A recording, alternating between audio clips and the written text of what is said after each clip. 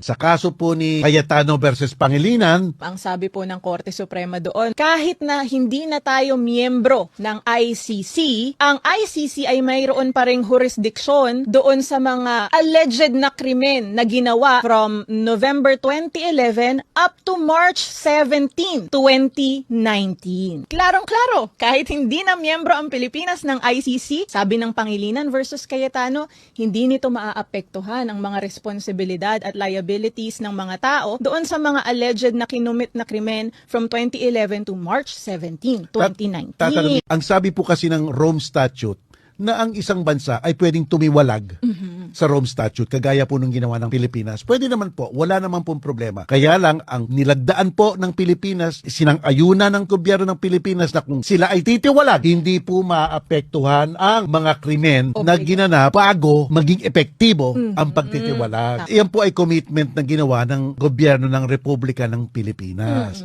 Na kahit tumiwalag, ay hindi pa rin po, ibig sabihin yan, wala ng responsibilidad ang gobyerno na makipag-cooperate o tulungan ang ICC sa mga crime against humanity before March 2019. Ang ICC creation po yan ng Rome Statute. Under the Rome Statute, we have Article 127. A state shall not be discharged by reason of its withdrawal from the obligations arising from this statute while it was a party to the statute. Tagalogin natin. Isang estado ay hindi makakatiwalag sa pamamagitan lamang ng pag-alis sa statute na to sa kanilang mga obligasyon habang sila ay partido ng statute na yan. Its withdrawal shall not affect any cooperation with the court in connection with criminal investigations and proceedings in relation to which the withdrawing state had a duty to cooperate and which were commenced prior to the date on which the withdrawal became effective. So, ibig sabihin mo, Attorney Jen, nung tayo ay naging sakop ng ICC, meron tayong commitment. At ang commitment na yan ay, ayon sa 127, kahit na tayo tumiwalag, ay lahat ng mga crime against humanity before na tayo ay tumiwalag, ay pwede pa ring dinggin ng International Criminal Court.